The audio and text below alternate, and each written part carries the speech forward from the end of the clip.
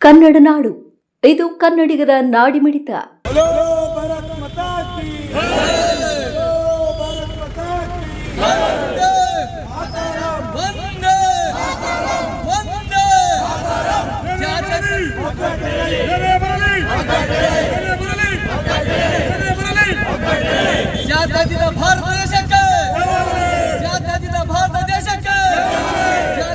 ಭಾರತ ದೇಶಕ್ಕೆ ಹಿಂದೂ ಮುಸ್ಲಿಂ ಐಕ್ಯತೆವಾಗಲಿ, ಹಿಂದೂ ಮುಸ್ಲಿಂ ಐಕ್ಯತೆವಾಗಲಿ, ಹಿಂದೂ ಮುಸ್ಲಿಂ ಐಕ್ಯತೆವಾಗಲಿ, ಐಕ್ಯತೆವಾಗಲಿ, ಐಕ್ಯತೆವಾಗಲಿ. ಪಿಟಿಐ ವರದಿ ಮಾಡ್ತಾ ಇದೆ. ಅದೇ ಪುಲ್ವಾಮಾದಲ್ಲಿ 57 ಜನ 2019 ಲೋಕಸಭೆ ಚುನಾವಣೆ ಸತ್ತಿದ್ರು. ತಮ್ಮ ರಾಜಕೀಯ ಬೇಲೆ ಬೀಳಿಸ್ಕೊಳ್ಳಕ್ಕೆ ಅಮಾಯಕ ಗಡಿಕಾಯ ಯೋಧರನ್ನು ಬಲಿ ತಗೊಂಡಿದ್ದೀರ.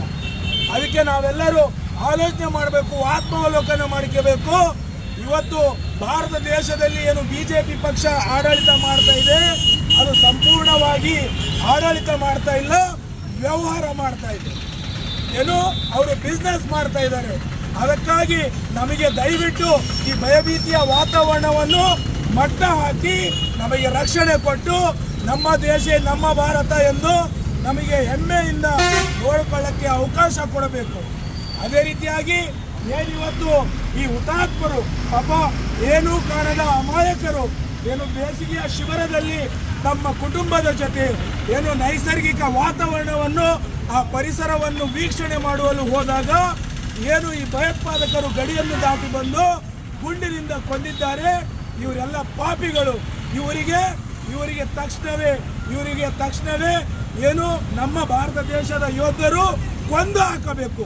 ಕೊಂದು ಹಾಕಿ ಭಾರತ ದೇಶದ ಏನೇನು ಸೌಲಭ್ಯಗಳು ಬಿಜೆಪಿ ಕೇಂದ್ರ ಸರ್ಕಾರ ಪಾಕಿಸ್ತಾನಿಗೆ ಕೊಡ್ತಾ ಇದೆ, ಅದು ತಕ್ಷಣವೇ ನಿಲ್ಲಿಸಬೇಕು.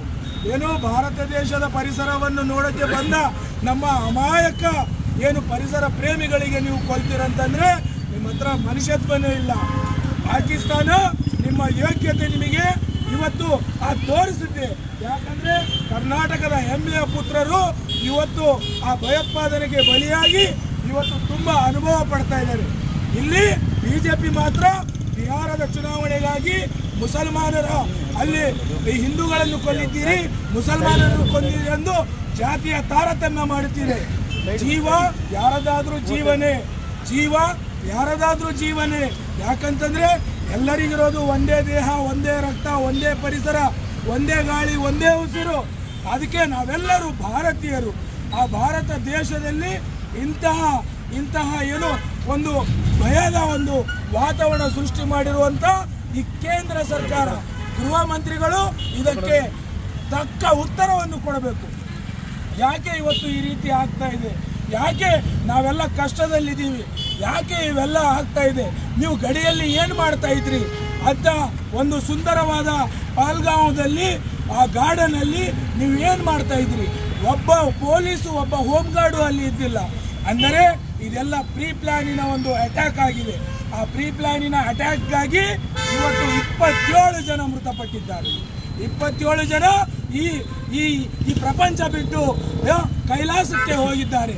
ಈ ಕೈಲಾಸಕ್ಕೆ ಹೋಗಿರೋಕ್ಕೆ ಕಾರಣ ಮಾನ್ಯ ಗೃಹ ಮಂತ್ರಿಗಳು ಅಮಿತ್ ಶಾ ಅವರು, ನರೇಂದ್ರ ದಾಮೋದರ್ ಮೋದಿ ಅವರು ಉತ್ತರ ಕೊಡಬೇಕಾಗಿದೆ.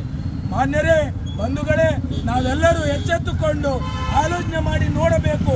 ಇವತ್ತು ನಾವು ಎಂಥ ಪರಿಸ್ಥಿತಿಯಲ್ಲಿ ನಾವು ಜೀವನ ಮಾಡ್ತಾ ಇದ್ದೀವಿ. ಇವತ್ತು ಭಾರತ ದೇಶದಲ್ಲಿ ಒಬ್ಬ ಉಗ್ರ ಗಡಿ ದಾಟಿ ಬಂದು ತಮ್ಮ AK-47 27 ಜನರಿಗೆ ಗುಂಡಿಟ್ಟು ಕೊಲ್ತಾನಂತಂದ್ರೆ ನಾವು ಎಂಥ ಪರಿಸ್ಥಿತಿಯಲ್ಲಿದ್ದೀವಿ, ನಾವು ಯಾವ ಭದ್ರತೆಯಲ್ಲಿದ್ದೀವಿ? ನಮಗೆ ಇಲ್ಲಿ ಸುರಕ್ಷತೆ ಇಲ್ಲ, ನಮಗೆ ಇಲ್ಲಿ ಭದ್ರತೆ ಇಲ್ಲ, ನಮಗೆ ಇಲ್ಲಿ ಸರ್ಕಾರದಿಂದ ಯಾವುದೇ ಸವಲತ್ತುಗಳಿಲ್ಲ. ನಾವು ತುಂಬ ಭಯಭೀತಿಯ ವಾತಾವರಣದಲ್ಲಿದ್ದೀವಿ. ಅದಕ್ಕಾಗಿ ಇವರೆಲ್ಲರಿಗೆ ಆತ್ಮಕ್ಕೆ ಶಾಂತಿ ಸಿಗಲೆಂದು ಒಂದು 2 ನಿಮಿಷ ಮೌನಾಚರಣೆ ಆಚರಿಸಬೇಕು ಅಂತೇಳಿ ನಾನು ತಮ್ಮಲ್ಲಿ ಕೇಳ್ತೀನಿ.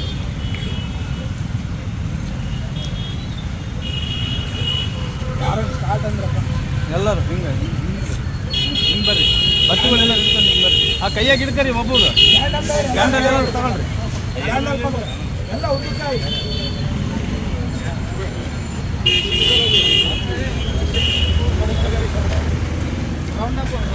ಬರ್ರಿ ಬರ್ರಿ ಮುಂದೆ ಬರ್ರಿ, ತಯಾರಿ ಹಿಡ್ಕೊಂಡು ಬರ್ರಿ ಮುಂದೆ ಬರ್ರಿ. ಆ ರೈಟ್ ಬರ್ರಿ, ಹೌದು ಎಲ್ಲರಿಗೆ ಕೊಡ್ರಿ ಒಂದೊಂದು. ಭಯೋತ್ಪಾದಕರ ಗುಂಡೇಟಿಗೆ ಭಾರತ ದೇಶದ 28 ನಮ್ಮ ಮಾನವೀಯ ಜೀವಗಳು ಬಲಿಯಾಗಿದ್ದಕ್ಕಾಗಿ ಇವತ್ತು ಜನ ಫೌಂಡೇಶನ್ ವತಿಯಿಂದ ಒಂದು 2 ನಿಮಿಷ ಅವರಿಗೆ ಶಾಂತಿ ನೆಮ್ಮದಿ ಸಿಗಲಿ ಅಂತೇಳಿ ಮೌನಾಚರಣೆ ಮಾಡ್ತಿದ್ದೀವಿ.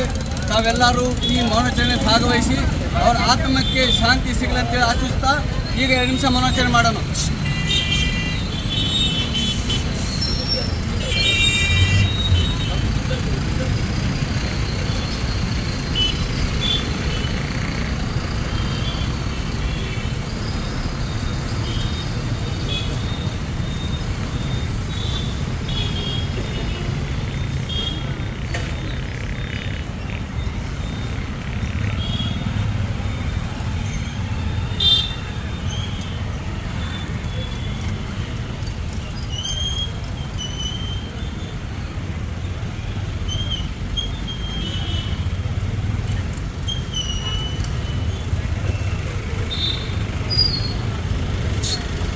ನೀವಿನ್ನು ಕನ್ನಡ ನಾಡು ವಾಹಿನಿಯನ್ನು ಸಬ್ಸ್ಕ್ರೈಬ್ ಮಾಡಿಕೊಂಡಿಲ್ವಾ? ಈಗಲೇ ಸಬ್ಸ್ಕ್ರೈಬ್ ಮಾಡಿ ಬೆಲ್ ಐಕಾನ್ ಅನ್ನು ಒತ್ತಿ ನೋಟಿಫಿಕೇಶನ್ಗಳನ್ನ ಪಡೆಯಿರಿ.